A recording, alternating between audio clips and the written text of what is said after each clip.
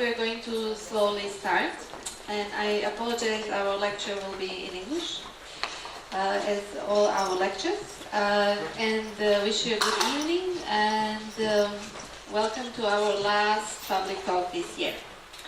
I'm very honored and proud that we are organizers of Ivet Ćurlin's talk tonight, together with Museum of Contemporary Art and Supervisorna.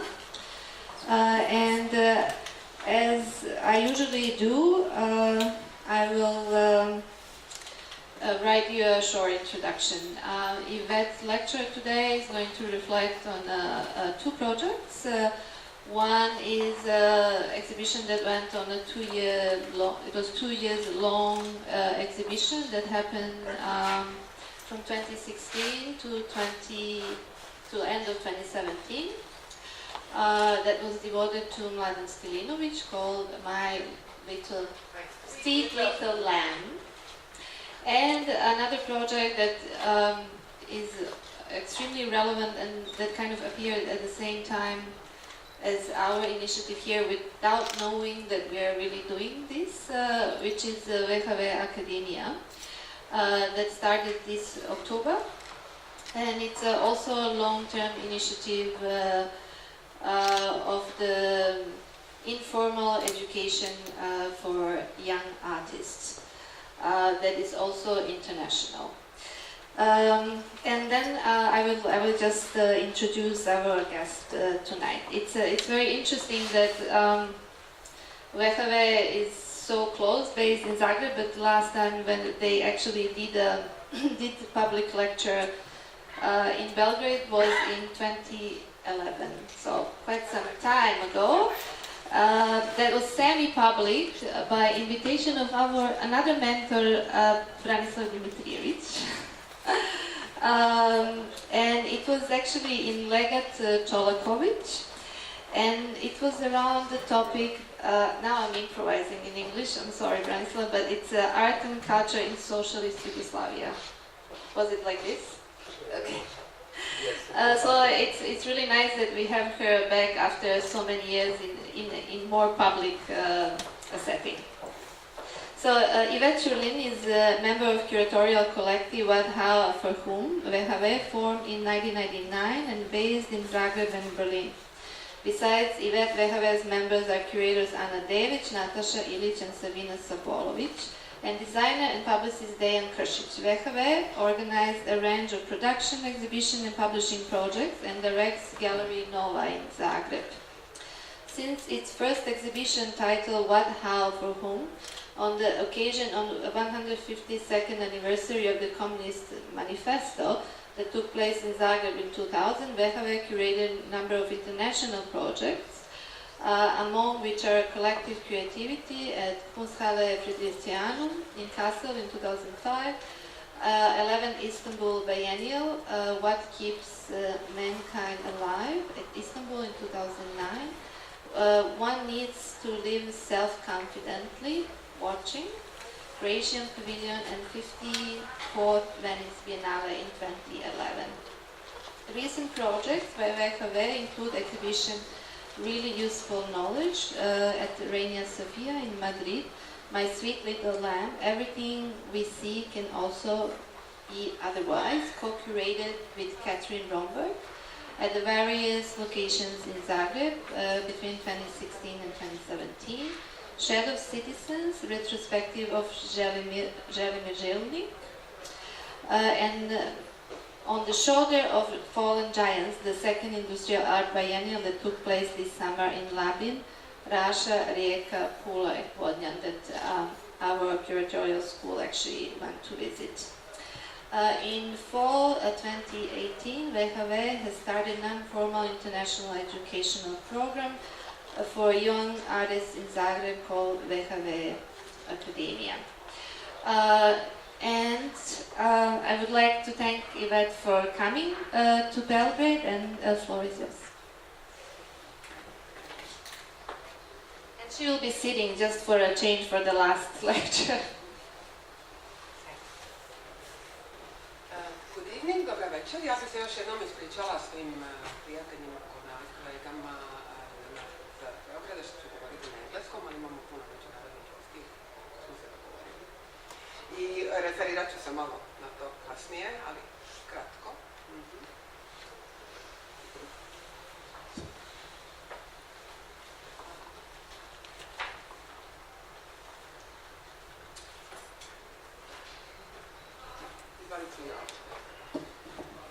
I will take out my glasses and I will continue in English.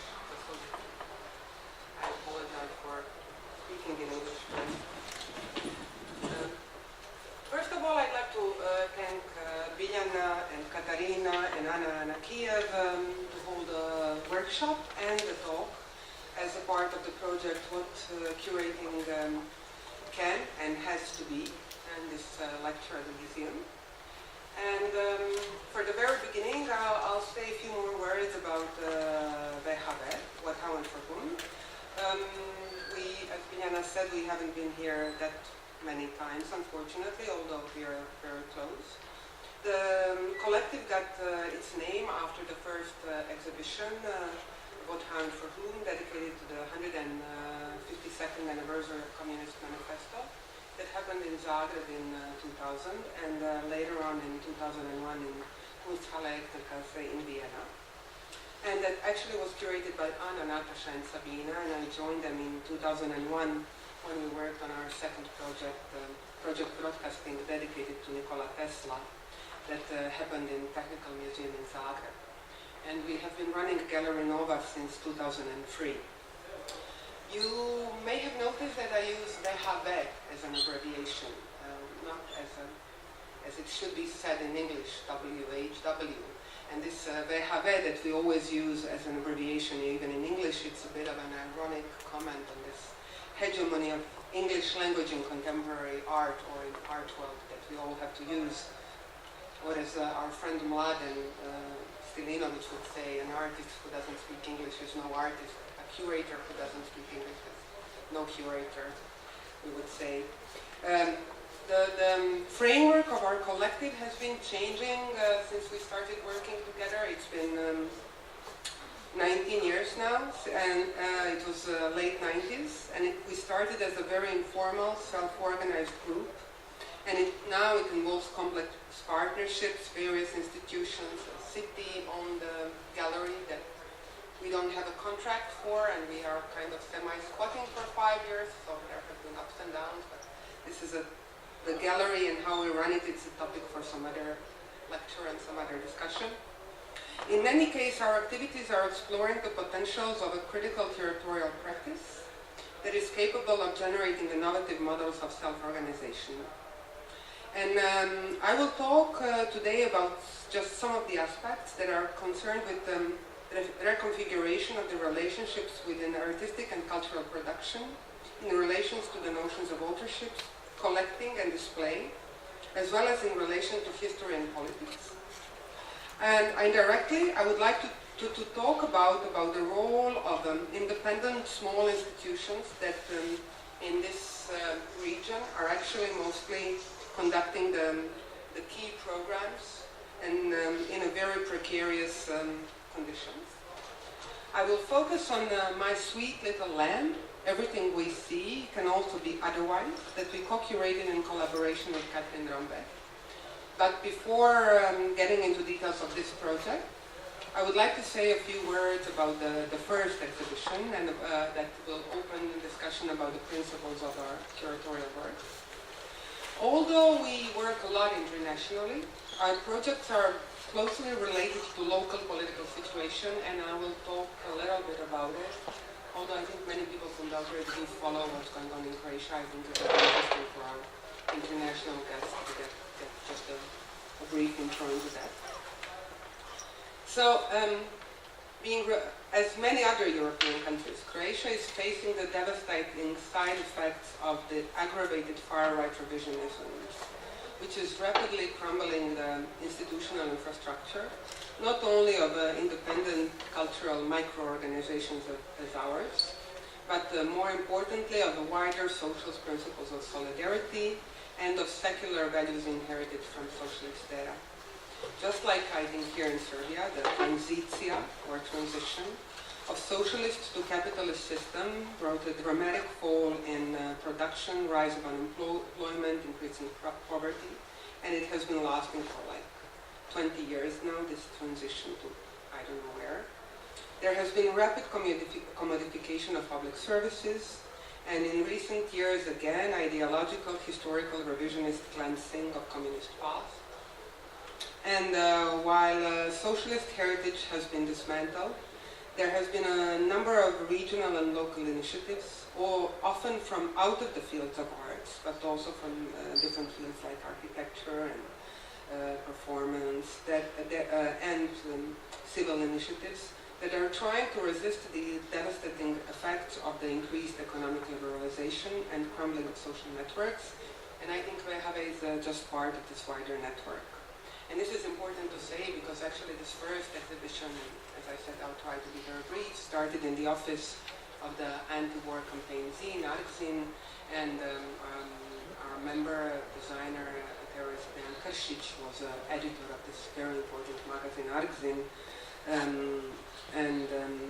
This is how we actually started to work together, discussing the legacy of the communist past and why nobody is reacting on his edition of 150th anniversary of Communist Manifesto, book with a preface of Slavoj Žižek.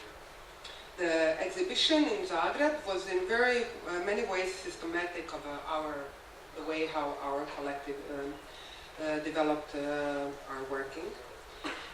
It affirmed the method of using a media of exhibition to intervene in social and ideological landscape.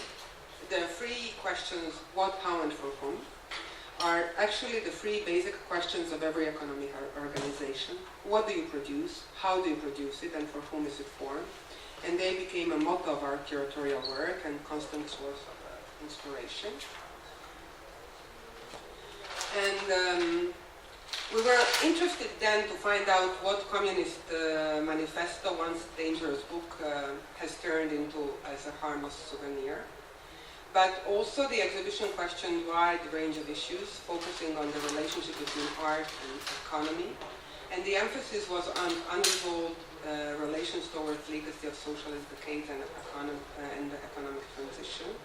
Also, I wanted to start with this exhibition because actually it took place in this quite important building where my Sweet Little Lamb took place last year, on which I will be talking about. This is, you can see it on the photo. This is a building overloaded with historical references. It's a Croatian Association of Artists now, and it was built as such by Croatian sculptor Ivan Meštrović in 1938, but it was a, how would I say, a gift by King Petar to Croatian Association of Artists, which is not something that people like to mention in Croatia now.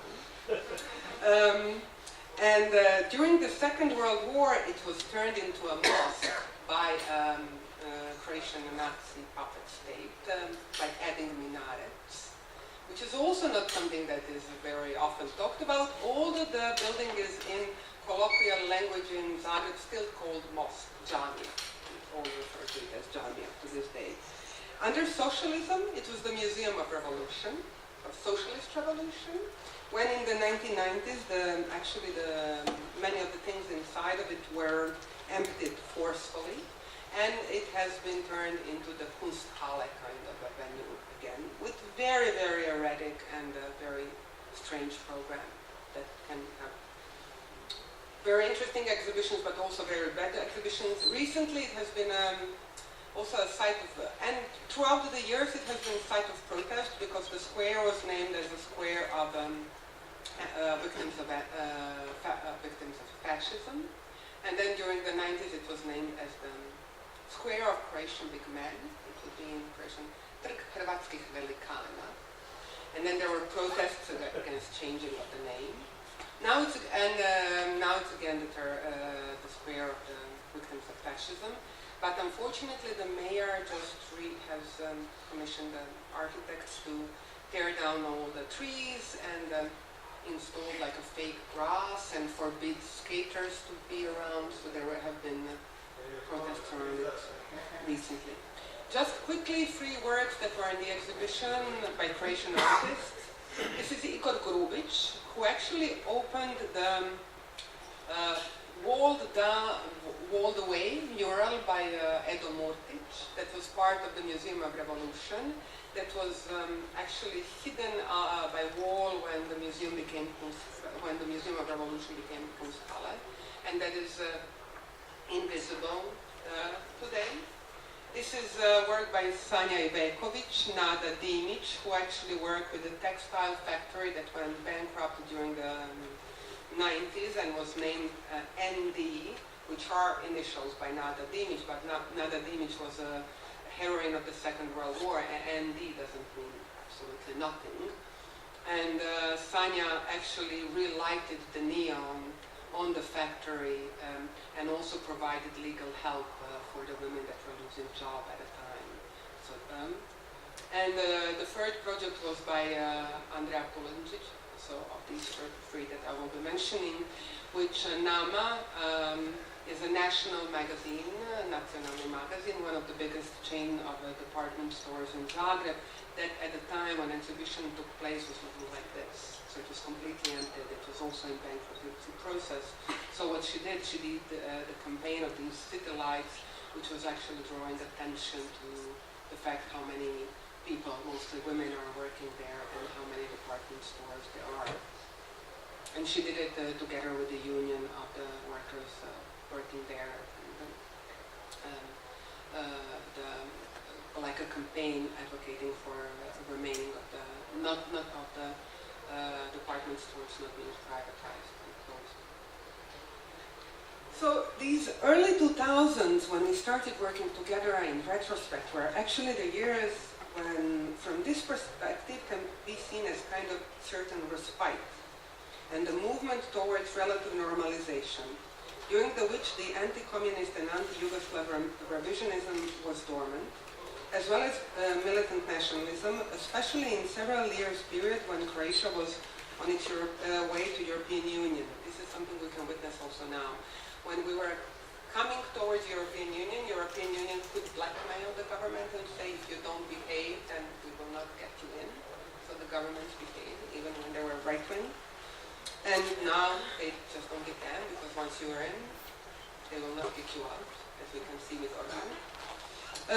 Also, we should note that since 1991 there were only two centrist left governments in Croatia, from 2000 to 2003 and from 2012 to 2016, as opposed to hardcore right-wing or just right-wing that were in power for all the remaining 19 years.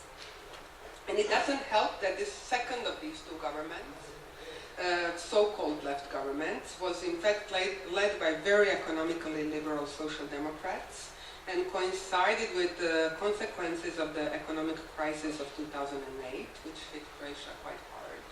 So these economic hardships and the inability of the social democratic government to deal with them in a constructive way reunited the social conflict and strengthened the extreme right-wing views. And in the last 2 years, since the elections of 2016, in which the right-wing government has won the power again, numerous sinister developments have underscored the realization of these supposed normalizations and showed that they are never permanent.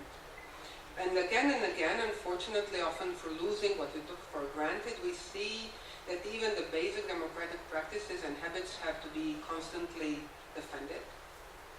There were in fact two governments since 2016 in Croatia.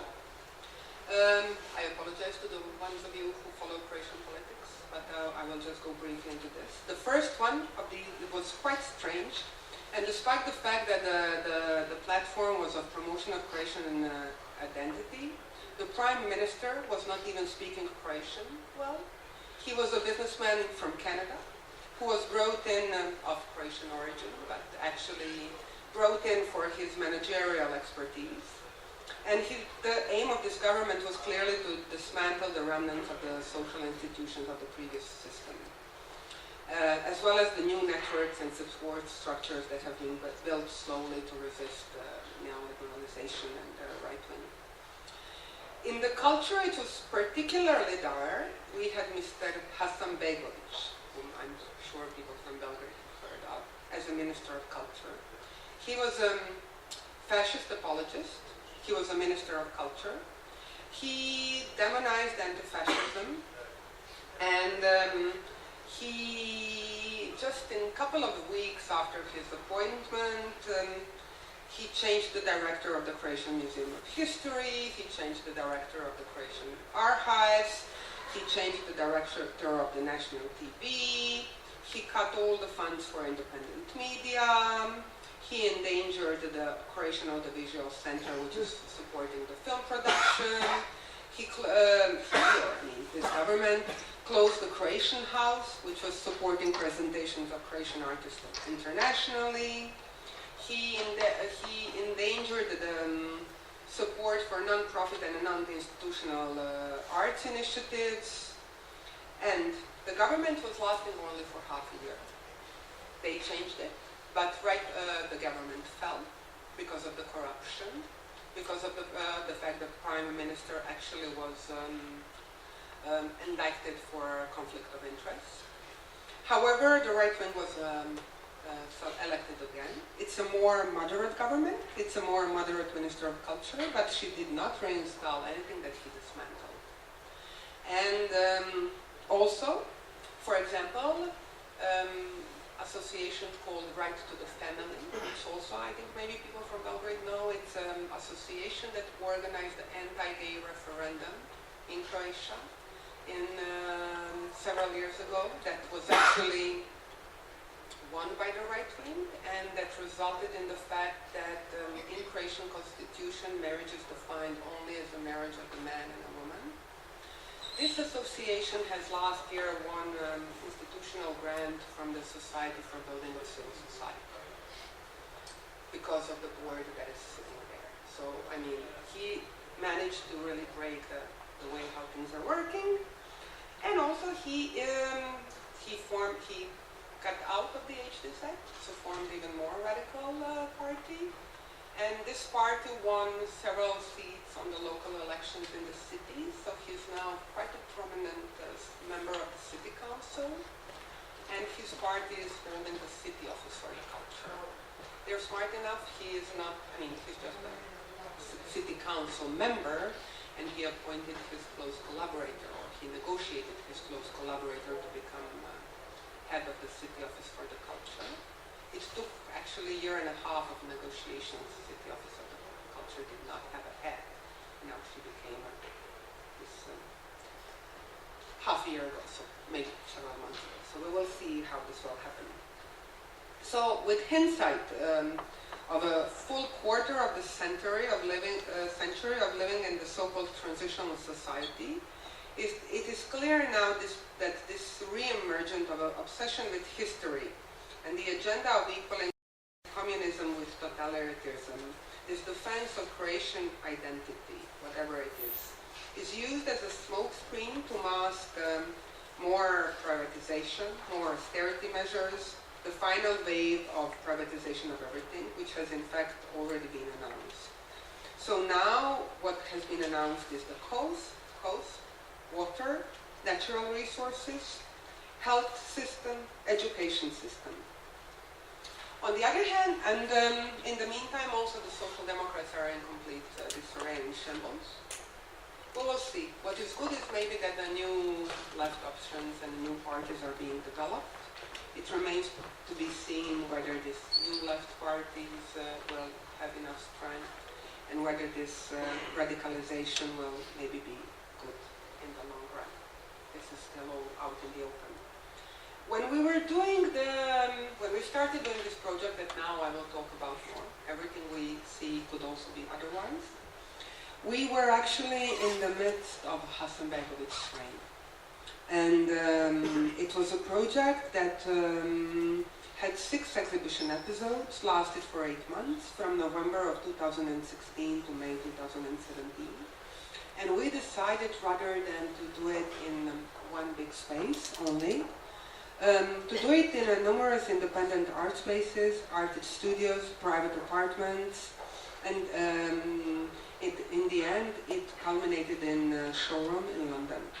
Altogether it encompassed actually 17 exhibitions. We curated it with Katrin Rambeck. And it was based on a contact art collection that was initiated by Erste Foundation in 2004 in Vienna, that features conceptual, post-conceptual and experimental artist practices from Central, Eastern and Southeastern Europe. Well, Erste is one of the strongest Western banks. It is based in Austria, and in the last 2 decades they extended its reach and influence into Central and Eastern Europe. And collection was formed in a clear attempt to gain cultural capital, and as such it has in itself a certain neo-colonial attitude coming from that, covering the region of former Austro-Hungarian Empire. On the other hand, it includes seminal work by a number of most prominent artists from Eastern Europe since the 60s, and it is public. So it is not legally owned by the bank that started it. The works are part of the works are owned by the foundation, Contact Art Foundation, and they have been selected over the years by the member of the advisory committee that includes Sylvia Ebelmeyer, Georg Scholhammer, Jerzy Sercik, Brank Stipancic, and Adam Szymczyk. So it's a crucial research resource, and a starting point to critically approach the very notion of what it is, Eastern European art, as a shorthand for geopolitical paradigm. Since the fall of Berlin Wall, the art from Eastern Europe has become increasingly international within the art world. And from the contemporary perspective, our project addressed some of the recurring themes related to the Contact collection, such as a deconstruction of the figure of dissident artists, questions of body, gender, sexuality, and feminist emancipation, notions of history and documentarity, status of public space, and role of cultural institutions.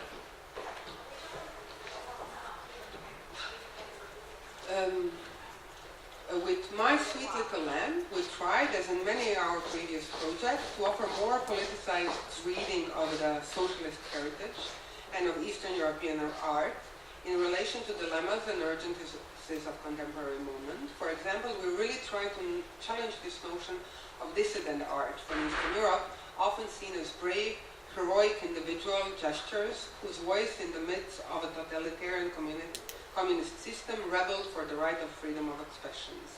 And we try to push this cliché to more complex terrain, imbued with contradictions that included various forms of negotiation, visibility, and different criticality. What you see is actually work by Mladen Stilinović. So the project was titled after his work. He was born in 1947. We worked with him a lot. He was a dear friend who passed away in 2016. The project was inspired by his lifelong anti-systematic artistic approach that searched for more autonomous ways of artistic production. This is Mladen, and his work Sing, referring to this practice of money being put on the forehead of entertainers in bars, but also to artists in galleries. His quiet but sharp rebellion against social conventions and the conventions of art, an artistic practice that humorously engaged with complex themes of ideology, work, money, pain, and poverty, inspired many of WHW's projects and as well as generations of artists worldwide.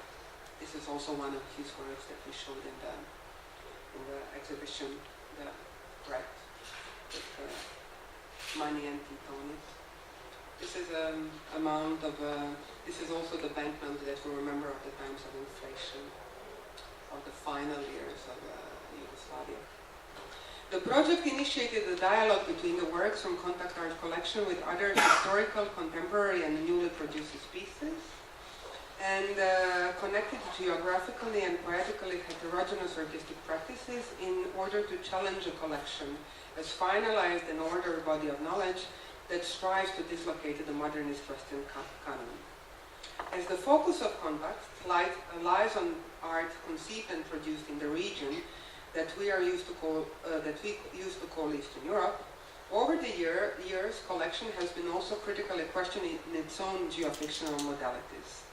Reflecting on these issues, the process of collecting also tried to open the collection to different interpretation. So, for example, the collection doesn't have a fixed venue, and this one's done on purpose. It was the conscious decision of the board to leave it without the permanent venue and keep its character nomadic. And in the past year, the collection has been traveling with curators from various regions. And in fact, its second exhibition, right after Vienna, happened here in the museum in 2007. It was curated by Jerzy Szewczyk and Branka Stipancic and Walter Seidel, and it happened at the invitation of that time director Branka and Branislava Anđelković. So we tried to stress the nomadic character of the collection and critical questioning of its own geofictional modalities by pushing it further to more decentralizing format of exhibiting, and this resulted in this exhibition in time. And of course, this decision to present the project in various most important non-profit spaces in Zagreb was a nod to their importance and vitality. And we wanted to disperse the exhibition throughout the city's most active independent organizations, non-profit galleries, artist studios, independent initiatives, at a time when they were really in danger. Two main venues were Gallery Nova, that we have been running since 2003, and an apartment softage that is at the main square. You can see the view from there. On work by Julius Koller, the question mark. Some of the views from the apartment. The apartment softage is a spacious private apartment in a modernist building, built in the 30s, with a panoramic view over the main square. In the pilot episode, we rented this apartment for the whole duration of the project. And in the pilot episode, we set it up as an intrusion. We left all the furniture and everything as it was. We were really lucky that we found out through a friend whose grandparents lived in this place. That it's empty at the moment, and we are trying to figure out what to do with it. And renting a private flat as a continuous venue enabled more intimate condition for viewing of the works. It was also a nod to the artistic practices of 60s and the 70s, represented in the contact collections that were often produced in self-organized spaces like flats and studios. This is work by Roman Onda, Sofia Kulik, Ivan Galeta, Stilinović again.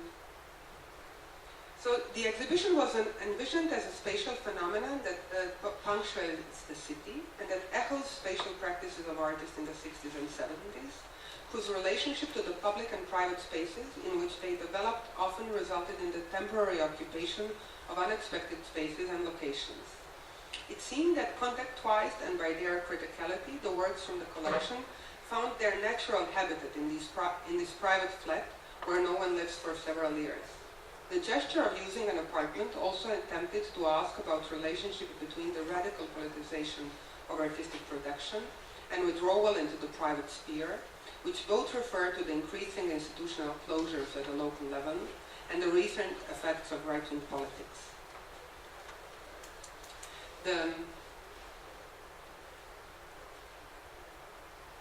Some photos from Gallery Nova, which had a more classical format of the presentation of the works.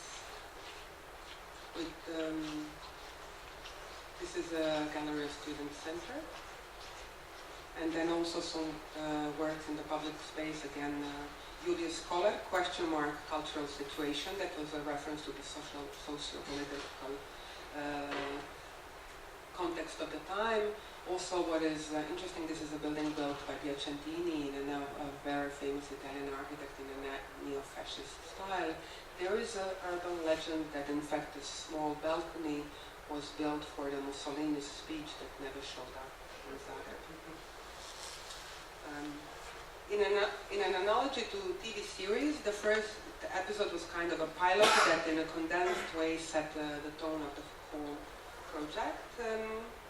It introduced the themes of gender, sexuality, the role of institutions, the traumatic status of history and amnesia, local legacies of local historical avant-gardes, politics of collecting and display, and it already happened in several places, then also in a studio of Vidaković, where she opened her archive for the first time for private viewing, and we're happy to say that it stayed now open as by appointment, also for people to come and see it, and also it had installations of work in public space. This is another work by Colette in book space called Booksa.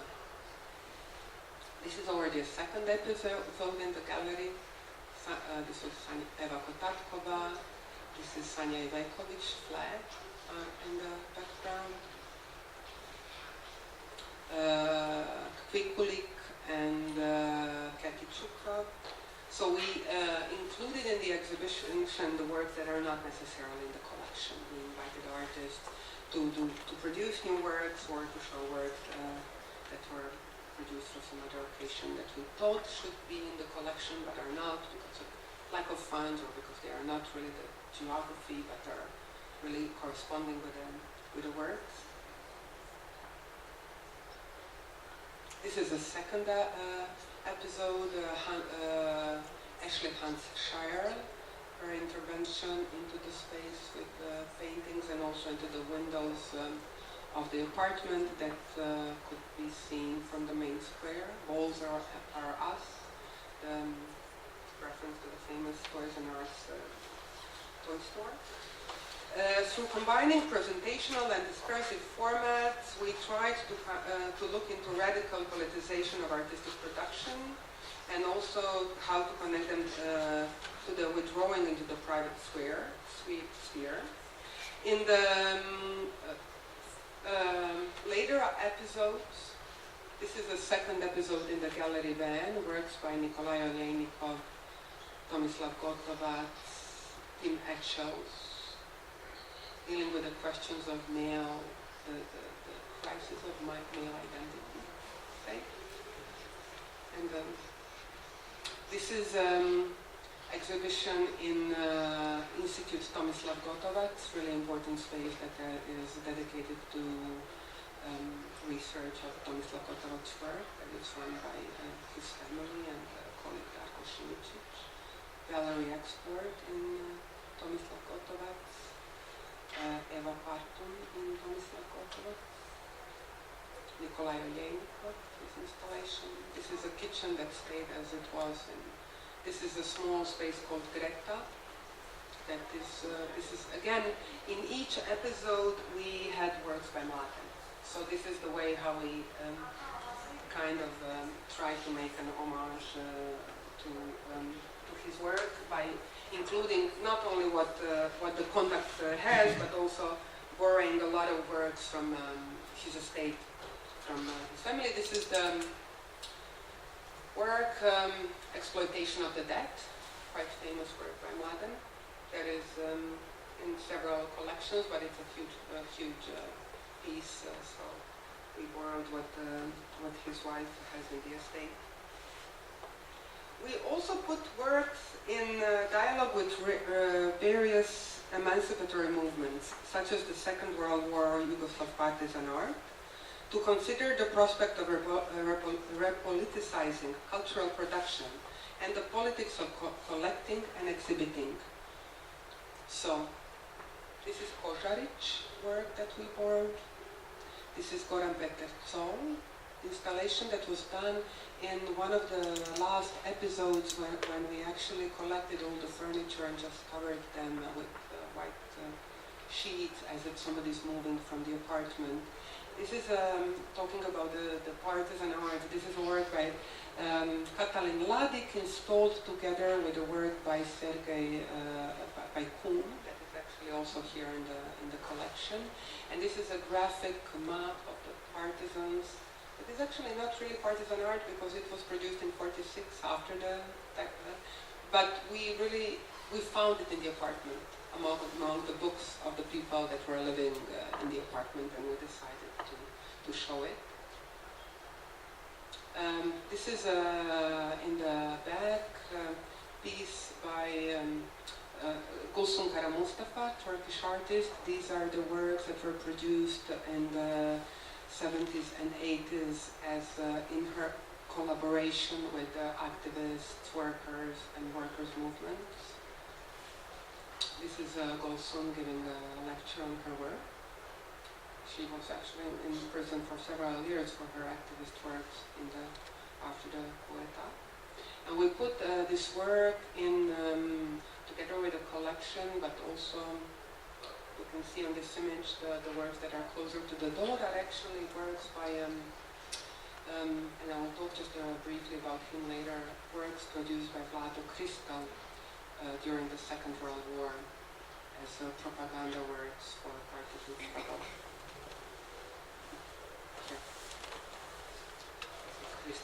Works by Vlada that we borrowed from historical archive.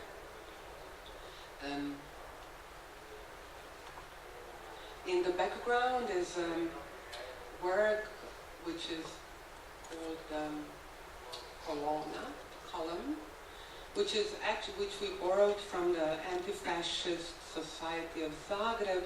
That is actually the only work depicting partisans that can be seen in public in Zagreb today. So we wanted kind of to relocate it and to give a higher visibility. Many people ask us why this work, this is not the best painting, why didn't you take the better painting? But we actually wanted to draw the attention to this fact that there is no more works either from partisan time or depicting partisan struggle exhibiting anywhere but in this small and rather alternative space. Slavko Maric is the author of this painting.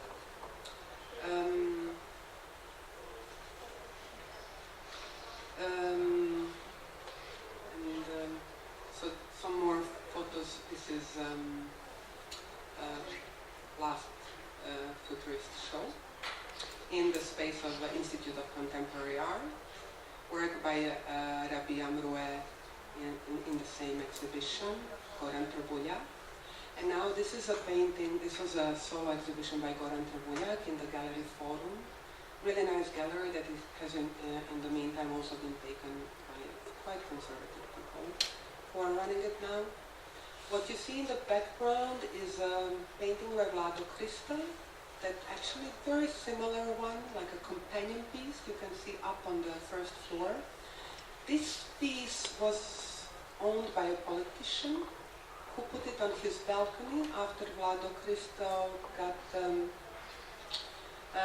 out of favor after drawing a cartoon that was called The Marshal.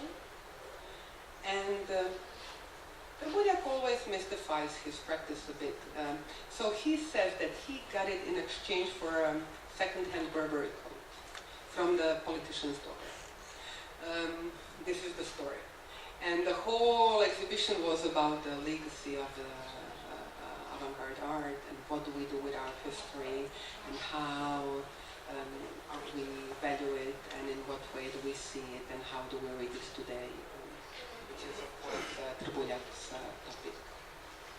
And we're very happy that we had it as a part of the series.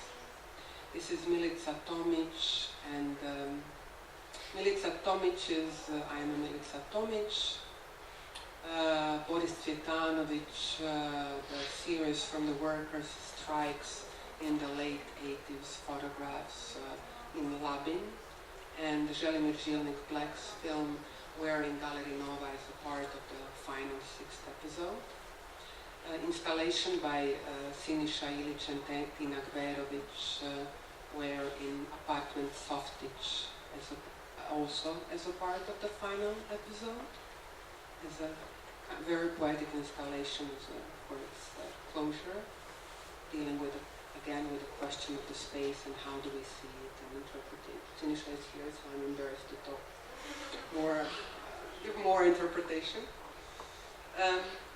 This is a Coleg moved to the building of the Croatian Association of Artists for the final episode. And we tried to summarize the previous investigations and opened this exhibition. We did the exhibition setup in, this is Mladen Stilinović. Again, the work that we repeated. This is the installation that he did 20 years ago. He often worked with Kremšnite as one of the cheapest but also most popular cakes, and he inserted them sometimes in bread as a reference to Maria Antoinette, of course, and did various works with them. So in consultation with Branka, we did not install any of Mladen's work in this episode, except of course recreating this one. This is Stano Filko's installation in the space, in central space. And then in the ring we did the exhibition architecture in collaboration with David Maljković and Ana Bakić, where we kind of tear down the walls and expose the architecture itself, and played with this notion of the closed space and open space and what constitutes the exhibition architecture. And we also used the black box that you see in the back. It's also a very nice intervention when Josef Dabernik, I showed it briefly, did an installation as a part of the fourth episode in Gallery Nova. He constructed these really great projection booths out of cloth that can then be moved on and used in various different venues. So the black booth is actually showing works by Josef, but also other artists. This is Netko Solakov and Julius Clifford in the background.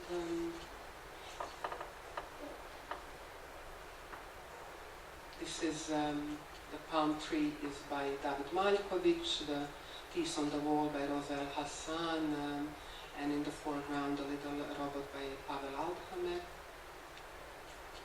This is a wall drawing by Victoria Lomasco. This is one of the works that was actually newly produced for the exhibition. And also, in our first exhibition,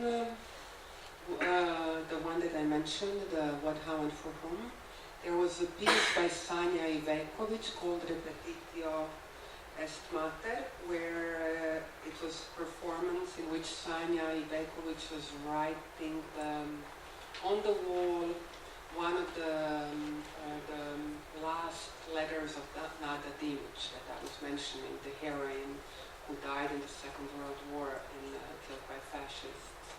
And she was writing her text on the wall, and this time, because Sanja said I'm too old to climb the stairs, it was artist and performer Zrinka Užvilac that performed the work, that repeated this performance 18 years ago, questioning again this notion of repetition, history, how do we deal with it. Very close to it, we placed also the work that we borrowed for the exhibition. It is the graphic map by Croatian artist Marian Detoni from Zemlja. And Zemlja was a left-wing artist association which, apart from educated artists, also included peasants and workers in order to present a collective front to reflect and oppose the effect of economic crisis of '28 and the growing threat of fascism. And imbued with ongoing discussions and further polemics about the leftist artistic possessions and its dilemmas, in their manifesto, published on the occasion of their first collective exhibitions in '29 in Zagreb, they called for the necessity of the collectivity and the fusion of the life and art. And this is why we wanted to include one of their members in the work from Zemlja Collective. And this graphic maps, Fruit of Excitement, was produced of 41 and 42, was produced in the occupied city of Karlovac, and is clearly, in a way, referencing the Francisco's Goya and the disasters of war.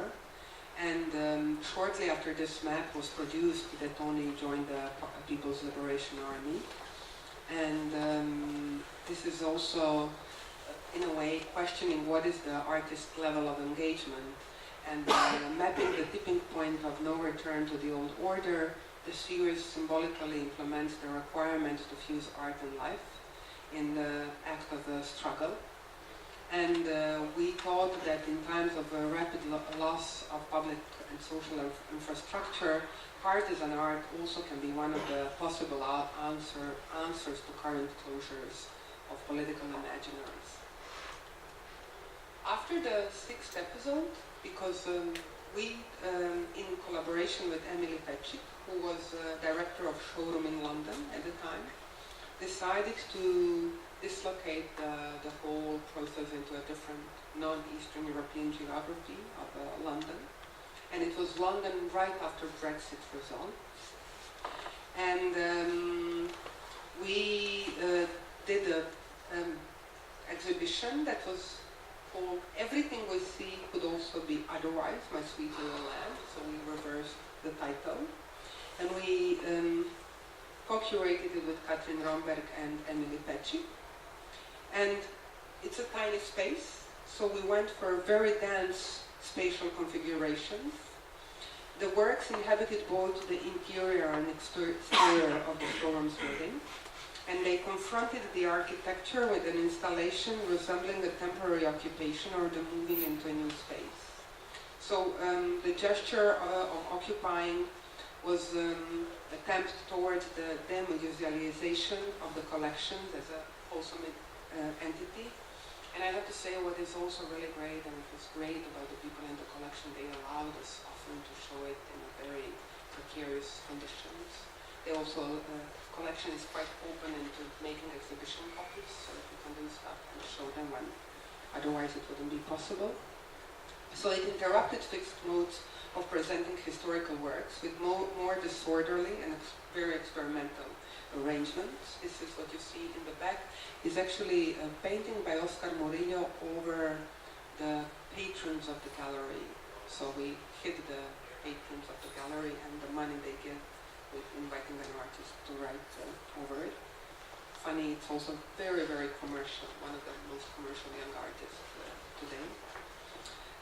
With the artistic, anti-systemic and anti-commodity strategies of the past, now largely commodified and assimilated in the market, the Epilogue staged the search for available gestures of their revival by using a wide range of artistic strategies, personal systems, and self-contextualizing filters. The exhibition in London expanded the project's context with the inclusion of several London-based artists of different generations. So, these are some of the photos of the setup, how it looks. So the sticks are Vlada Horvat's work, new production for the exhibition, holding the space together, or the space is holding them. So it was Vlada Horvat. Then we had a performance by Tim Etchells. We had a work by Stephen Vidaković, who since the late 1950s has been constantly working on the function and meaning of art, questioning the effects of the social transformation. And then also works that I mentioned by Oscar Murillo, we will see a bit later also.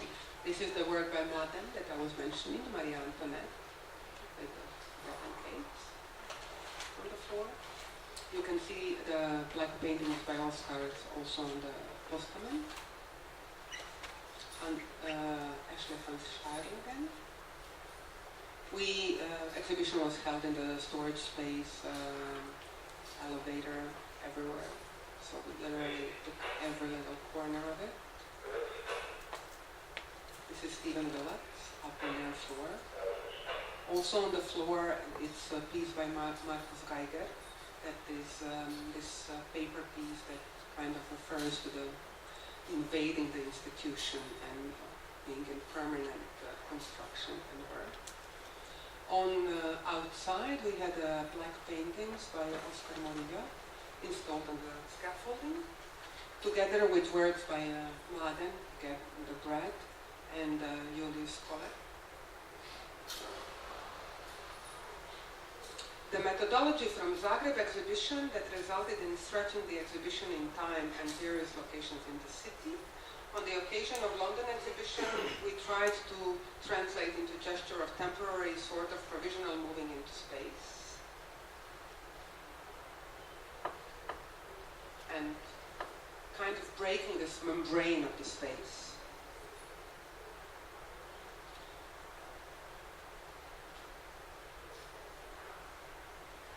And I think like this is the manifesto by Vlada. This is the work by Colette. We see this London epilogue not as a final word, as much as the afterthought for a renewed investigation of possible contemporary forms of anti-systemic modalities, as well as uncertainties of the present time. So we wanted kind of to challenge this musealization of the radical gesture of 60s and 70s and the way how it is now very much canonized, in which way they have to be exhibited. We also tried to create with the project kind of a very fleeting comment to Brexit London, and to create a dense atmosphere in which the post-communist transition and the supposed lessons of this transition also ask how about this experience can be related to our common future. And seen as a whole, the project considered the prospect of politicizing cultural production and the politics of collecting and exhibiting by using unorthodox models of display. Our understanding of the role of cultural institutions always looked close to the challenges of rethinking the exhibition as interventionist forms and as possibilities to affect the system of art production. On general level, in a field of culture, we witness the continuous growth of spectacular mega institutions, while on the other hand, small and middle-sized institutions face a drastic reduction of working conditions that turns their activities into pure preservation of basic resources. Although today many of microcultural organizations act in highly adversary ideological, political and material circumstances, we believe that it is in fact these small and middle-sized organizations that we included in this process that still have a crucial role in the wider process of reconfiguring institutional practices. And out of this process, of collaborating with Contact and inspired by this process, by my sweet little land, we started a new project that has been going on for 2 weeks now. I don't have any images of that, so I will leave Mladen. It is called the WHW Akademija. It is a non-formal study program in Zagreb that is lasting for 8 months and that involves young artists at the beginning of their careers. We thought that this question of education is crucially important, especially given the fact how it is kind of straitjacketed with traditional and reactionary framework here in this region, but also beyond. And also we are interested in education of artists as conscious citizens and not into training of talent. And we wanted to offer opportunity for support for artists at the beginning of the career, which will connect them with different types of knowledge and be open for mistakes. So there is no set curricula, there is no requirement for production. On the other hand, it's not a residency program. We provide them with a small grant to be in Zagreb for 8 months. It is very precarious, but still, and the school is for free. We hope that we will help some young artists not to give up on producing art.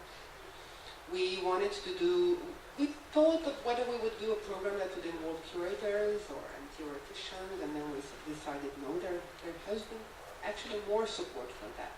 Not a lot, but more. While for the young artists there is nothing.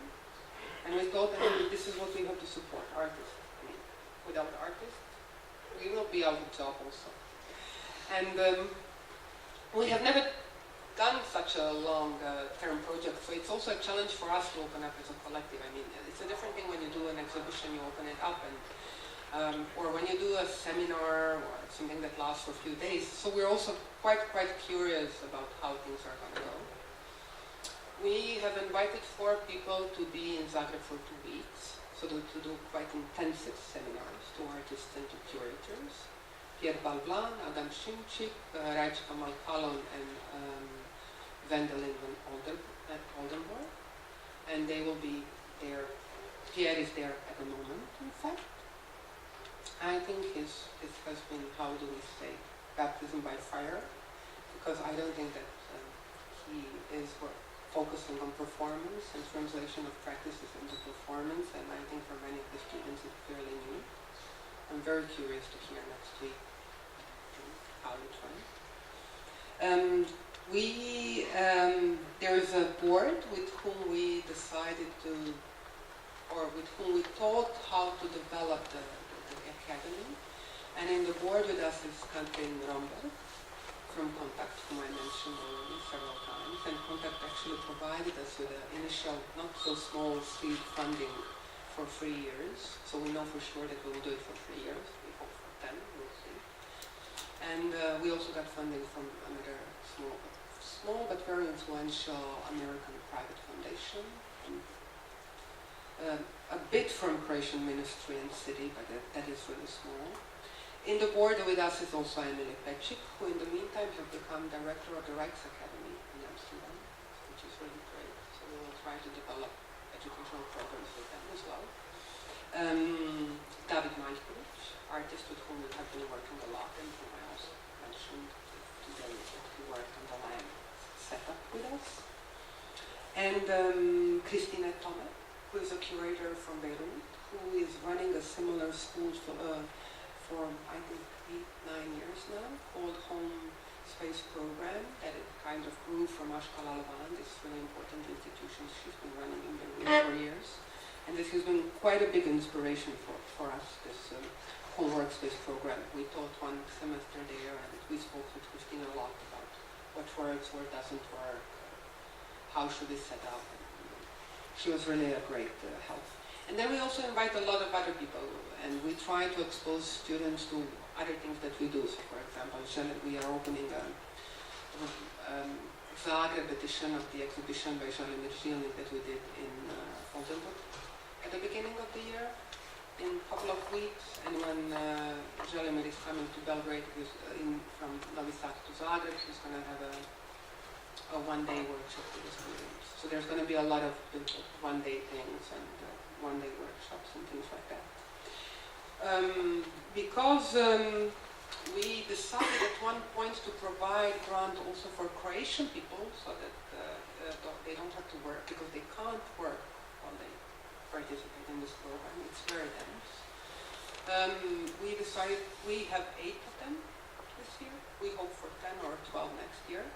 So we have 4 Croatian students, Laura Varić, Vidaković, Petra Mrša, Jelena Petric, a student from Poland, Jakub Danilevic, a student from Netherlands, Filipa Driest, student from Ukraine, Larian Losovoy. That's going to be a big challenge, I think, for all people who are not coming from EU to have them in Croatia for longer than 3 months. So this is going to, I mean, we have to figure out how to work with that, and we don't want to just have people from the EU. And then Paki Vlasilopoulou from Greece. And yeah, it's very open. We will see how it will work out. For now, we know we have the studio for them, which is one joint space which we got from David, who is luckily this year at the DAD. We have these people coming, we have discussions all the time. There's no need for production. We don't know whether they will have an exhibition or not at the end. Maybe you have some questions. I will end with that. And yeah.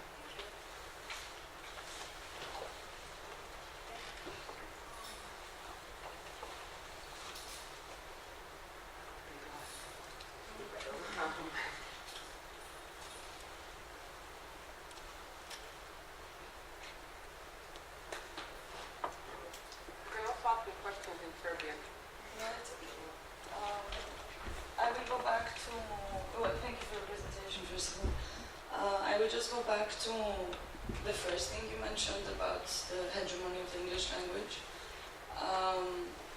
Of course, it's a very valid point. It's a very interesting topic to think about. As well, because myself I experience another level of this Western hegemony over the artistic world, where I was in Sotheby's Institute of Art in London, and one guest speaker who was curating the exhibition of an artist, she mentioned the name, and it sounded Central East European, so I just asked where she's from. And this is happening like 5 years ago. And she said, oh, she's from Czechoslovakia. I said, okay, I mean, I'm also from Yugoslavia because I'm a kid from the 80s, but could you be more specific? And she was like, I don't understand the question. I was like, well, is she from the Czech Republic or is she from Slovakia? She's like, what do you mean, isn't that the same thing? So that to me was very shocking, and it really kind of proved this, you know, one view, or how there is this tendency of be self-centered, no? But on the other hand, now that I have a residency here in Belgrade, I do find it problematic perhaps with some regions, like some artists from Turkey would like to come to us, but they just know the Turkish language. So of course that's problematic to the residency.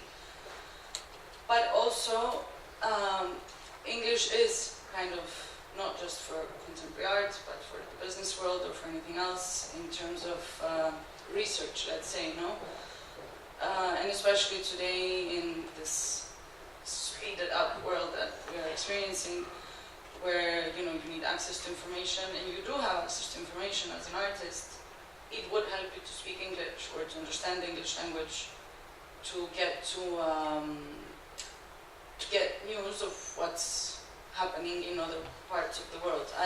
It's just I agree with both things. You see, this is my dilemma here.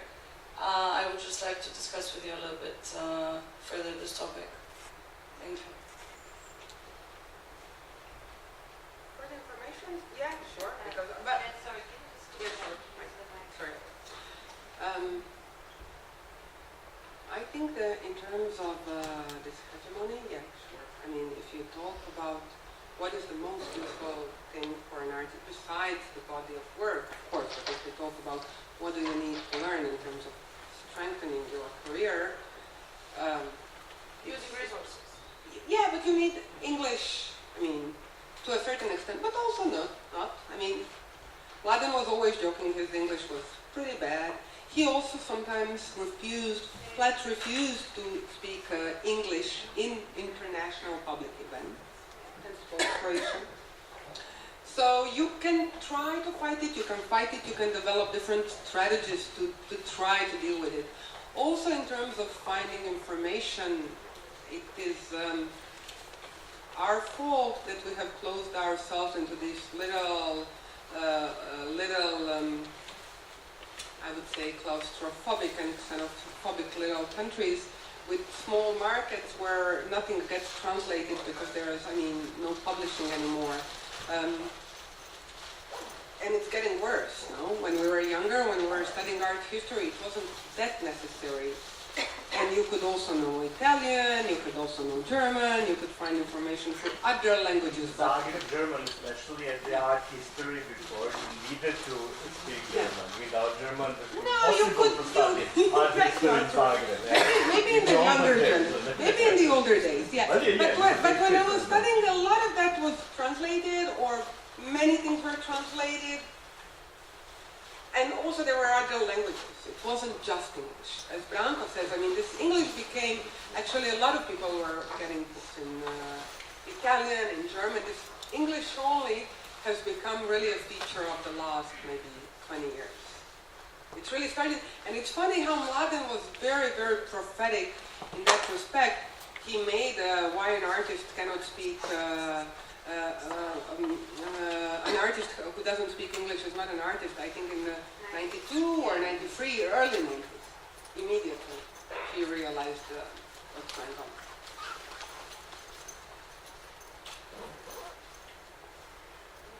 Can you speak a little bit?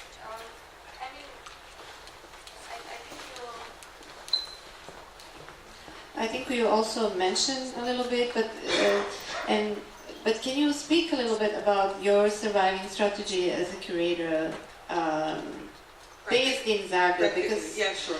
of course you are very internationally present, and we all know that. But and we discussed this today. Like you also run the Galleria Nova, and you also have the Academia now. But like, you know, like strategy of making these things happen, like having urgency to develop certain things within the limited working conditions that you have. So maybe if you could share a little bit with us around that.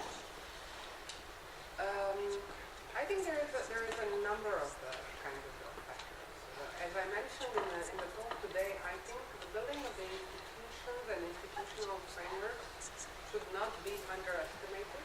We had social democratic governments for 4 years, and then kind of a soft right wing for a couple of years after that, because they were getting to EU.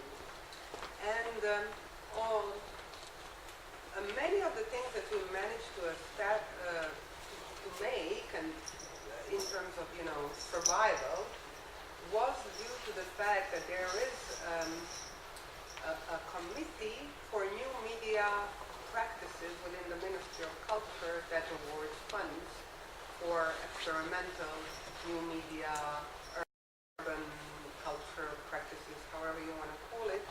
Then there was this Foundation for Civil Society that got dismantled in terms, I mean, there still exists, but very few organizations, more like token organizations get their funding.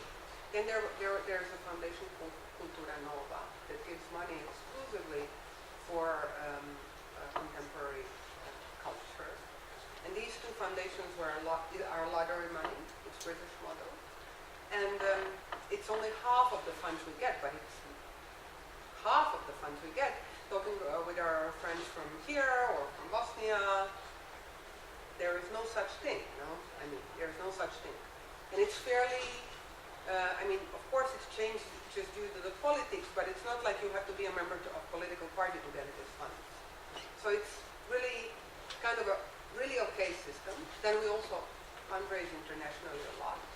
I think from the very beginning it helped, I mean, in terms of, I mean, what do we develop as projects in terms of urgency is one question. This is, we started from what we needed as art historians. We also started from what we needed as somebody. We found each other, I think, through the university, same kind of circles, through liking each kind of art, but as much also through our political affiliations. I think we started working together in the 90s. I think in the 90s a lot of us lost friends and got new friends, and we kind of started to look for people based on their politics, building our circles and building our networks as kind of our forts. This is also why maybe sometimes we get shocked when the referendum for the family passes in Croatia, because we have this kind of enclaves of ours where we, and this is also how we found each other, based on our political, you know, affiliations, as much as what we like to do in art. And then we talk, what are the things, and we talk with artists, we talk with friends, and we develop programs based on some certain triggers, you know, or I mean, and sometimes we just do projects, you know, that are not that political because we want to support somebody, and we realize this is a person who has really interesting work and nobody has showed him or her for years. And sometimes we do it because there is always a celebration, and we think, okay, let's do something around the way of celebration. We have to, because it's terrible what's going on. So it really depends. And in terms of survival, that's another question. So you have these local funds that are around half, but we were lucky, and the element of fashion should not be discounted. We were also a bit lucky. We do really great work, but in fact 2000 were the time when the Balkans was very popular. So we started working at a time when a lot of foreign curators were coming, when there was interest after the end of the conflict. The region was a bit of hot. We were young, we were together. As a collective, there was something new about us. So fairly early, we kind of capitalized on that and had this international success. That also because Croatia always wants to be a part of European. We were always Europe, you know. The fact that you're successful internationally helps you survive home. a lot. So I mentioned at the beginning that we are kind of semi-squatting the gallery. I mean, there has been, the gallery before the 90s used to be part of what is called Center for Culture of the Socialist Youth. It was all together one of the most important small city theaters, publishing house, gallery, several other institutions. When 90s came, everything has to be privatized, dismantled. Gallery was too small to become a separate institution and stayed part of this publishing house that actually doesn't know what to do with it. At one point, again, in the early 2000s, when there was this opening, publishing house was run by a really nice guy, and he invited us based on this exhibition and on broadcasting project to submit him a proposal for an annual thing if we would like to run it. And we had really hard negotiations so that he doesn't employ one of us, but that we have a contract as an association to run the gallery. And it was a fairly new thing at the time. You could be either employed by a city, one person, or, so we managed to get it. And in the meantime, we got Istanbul Biennial and some other things, and the government has changed. And they tried to evict us 2 or 3 times, but then the press is on our side also and everything, and they're like, oh, look, you shouldn't. They are kind of international stars. And this is how we stayed in this space. And we get it for free. But we have to fundraise for everything. We don't get any kind of budget or structural funds. We just get the space for free. Which also deteriorated. At one point, they were paying utilities, even the guards. Now they don't pay for anything. They refuse to sign the contract with us. And we are there, kind of until they trust us. We will see. So it's a very precarious situation, but on the other hand, also we manage somehow. It's hard to say. We manage. We develop our own programs, we apply for funds, we think of what, and we always combine a bit what we do back home. We do, based on our assessment, what we need to do in Zagreb. What we do internationally, it's usually by invitation. But then we also always try, whatever we do internationally, especially if it's an institution from a richer country or something, to use it not only as a leverage in terms of, if you're successful internationally, but also to use it as a funding resource. To travel, to bring people in Zagreb, to see with this institution whether they also want to fund an exhibition, like a satellite exhibition in Zagreb. We often do that. We really literally use finances that we get for international programs for things that we do back home.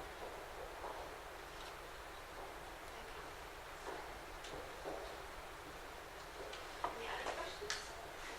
I would like to just underline something and also ask maybe to grow this. That related to the survival, it's not a maybe question of surviving in the most in the direct way, but in a metaphorical way of a kind of surviving of your curatorial practice. And I think that your main curatorial invention and intervention, and this is basically what you already said at the beginning, but I want somehow underline it, that you never understood curating as an activity limited in the narrow and a pretty horrible and vicious circle of the art world. That the logic, that the logic of the fantasy of the art world and this kind of a relation within the art world was something that you always wanted to broaden from the very beginning. As you said, it started with the relation with ArtZine, in general the idea of the civil society, which of course we don't know any longer what does it mean today. It's also one of the things that we already had one collaboration about, and what does a civil society mean today, and how to explain to the coming generation, that kind of a logic, because I think that in the current logic, the current logic within the artistic scenes is a logic that tries again to avoid or to somehow leave out this broader notion of the civil society and general notion of the social presence, the social role of art, and fantasizing again about the art as some kind of specific and limited world which is not somehow related to the general social, cultural, economic contexts. And I think that this is extremely important, maybe kind of from the 15 years ago when you had your first presentation in Belgrade, I think in 2001 at the School for Theory of Images. It was for all of us somehow totally normal to think like that. Today, it somehow seems that it needs to be explained. Yes. If you understand what I'm saying. You know, that I think that today there are many things that somehow needs to be explained that we back then 20 years ago took for granted. And one of the things that we took for granted that art is the public stuff. Art is something about the social environment, you know, in which there is a certain type of thinking, which we can call artistic thinking, that is intervening within this broader context. And not within some kind of isolation. Yes, I think so, but I think the way in which the political, also, I think 20 years ago we also have thought that things will be different, that we will not have to repeat the same things. It's also, I don't know, I think there was a 2000s were, at least for me, a period of a very increased optimism, where I thought, you know, the bad stuff is behind us. We have done that. It has been horrible, but now it's going to be better. And it didn't really turn out that way. Yes, of course. I mean, there's no more conflict in terms of 90s were terrible. I mean, people are not getting knocked on the door in the middle of the night, and we should not discount how terrible this was. We should not pretend it. But the fact that I mean, even in Croatia in 2000, there was some in early 2000s, and quite throughout almost the whole 2000s, there was something like political correctness. You could not, for a while, say on public TV whatever the hell you wanted. And now suddenly, I mean, you can. I mean, yeah, you almost can. Which is, we're again full circle back. And I don't know what to tell you. And in terms of the art world, I think maybe for us it was also a bit instinctive thing. The fact that art field in Croatia, when you discount the people with whom we immediately made kind of connections, which is artists from the new art practice. But when you think of them, they are not art establishment. They have never been. The people from outside, they think, oh, Vlada Stilinović or Sanja Iveković, but I forgot to mention that Sanja is one of our mentors in the academy, and I told to Biljana today, Sanja has never taught anywhere. And it's terrible. I mean, she gave occasional presentation or lecture. She has never taught a class of artists for several months or for a semester. And it's Mladen, Vlado Martek. Vlado Martek made living by as a librarian, Goran Trguljak, and he refers to that in his excellent cameraman. But he said, I enrolled into cinematography because immediately after the Art Academy, I thought, oh, I'll be hungry, you know.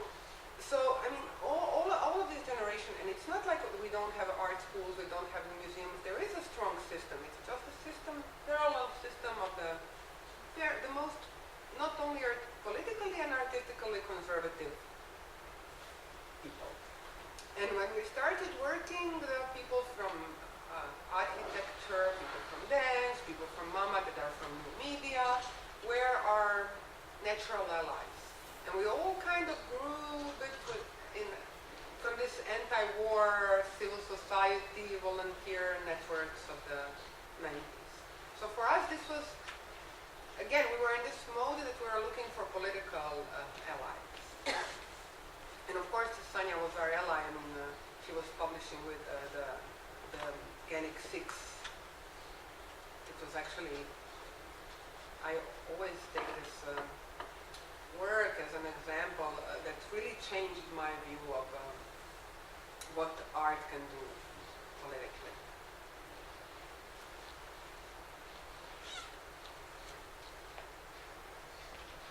Any other questions, maybe?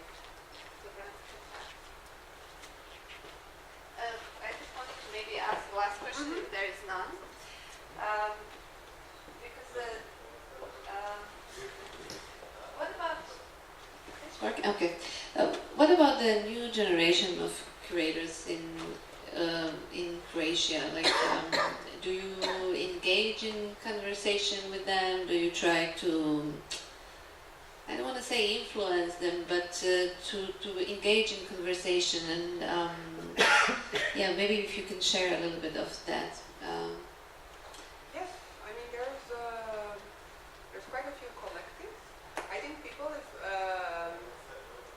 I don't want to be too harsh towards people working in the institutions, but I know very few people working in the institutions, in the museum. I know maybe 2 or 3 people, the one who you're contacting me, who worked something before and got employed, and otherwise it's people, they have at least 20 curators, and what they do, I don't know. I mean, really? But there is a really strong independent curator scene. There's women working around Container Collective. There's women working around GMK Gallery, few of them. There were Delve Collective, who in the meantime went both of them abroad. Tonya is living in Berlin and Ivana is on PhD at Duke. But people working independently, and I think that it was a bit of our influence. They realized you can't really do things on your own. They kind of form immediately networks and little clusters, and they try to work things collectively and move things collectively. And of course we work with them and collaborate with them. GMK was involved actually in Sweet Little Lamb, and 2 of their exhibitions are also part. And this is also the, many of these institutions, Container are often working in Gallery and so yes, we work with them, we on different occasions collaborate. We also often try to give a gallery as a resource, as a space. So we say, okay, I mean, you have to pay for everything, because we also pay for everything in terms of guards and technical stuff. And but we'll give you the list of the equipment we have. You can borrow whatever you want or use whatever you want, and you have the gallery. And we don't do it by. We have been discussing a bit with. There is an association of organizations and non-profit independent culture called Operacja Grad, that is running an institution called Pogon. And for a while we have been discussing with them whether we should we want actually a gallery to become part of this Pogon. It doesn't work. I mean, it takes one major signature, but he doesn't want to do it. So what we would like actually is to take the gallery from this terrible publishing house and make it become part of this Pogon institution. That is an institution that was formed jointly by the city and association of non-profit organizations working in culture. And this would also enable us, if we leave the gallery, we've been there for 20 years, maybe some of the others should now run it, that the gallery actually stays and it's still relevant for contemporary art. I think we're also running the gallery because we feel if we get out, it's going to close. So we would like to do that, and then we discuss with Pogon whether we should maybe do like a public call for the. For now, it's more like people approach us, and then we give the space, or we just invite them to do a project together. Do we have time for more? Yes, maybe one more.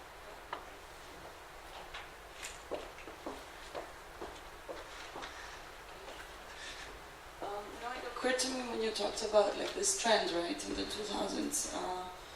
What is your opinion in what influences these trends? Because it could be that we have these two things, like one being the biennials and the big manifestations such as Documenta, Manifesta, and then the other big museums expanding their departments, and as well as that, their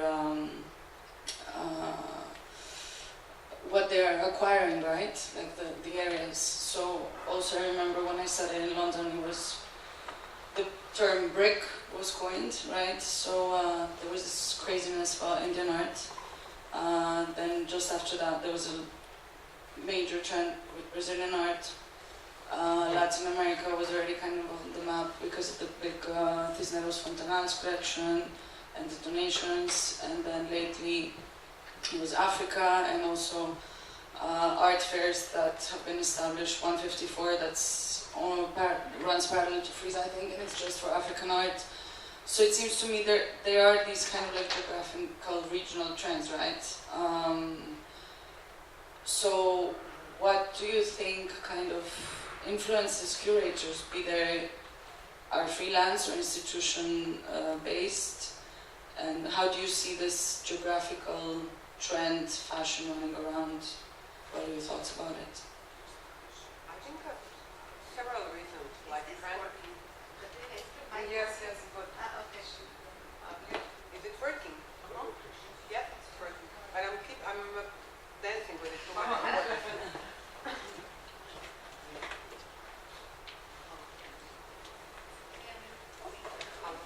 Is it better now? No? No, It might. But you are nodding that it's working. Now it's working. Okay. I don't know what is the reason for fashion. I think for fashion there is always several reasons. One is money sometimes. There is a lot of money, so some markets are opening, and that's why. Sometimes, as in our case, I think it was, Balkans, there was a period of optimism. We were opening up. People are, and there was a conflict, there were things were happening in a way after that, and people were curious about what's going on after that. There is an interest now again, unfortunately for not so good reasons. People are interested into how are artists reflecting this really terrible right wing going on. So people are interested in us because of the not so good reasons. So people are sometimes interested in the conflict or its aftermath. Sometimes it's the money, like in the Middle East, like markets opening, new markets being developed. So it really depends on each. But there are fashions, like in fashion, because the market has to kind of constantly give this reinvention thing. No, this is how markets work. You have to have this feeling of growth, of discovering. And in art, there is also this element of discovering something, be it an older artist who was unjustly neglected, a region that it has to be something new. So why? It's hard to say. Okay.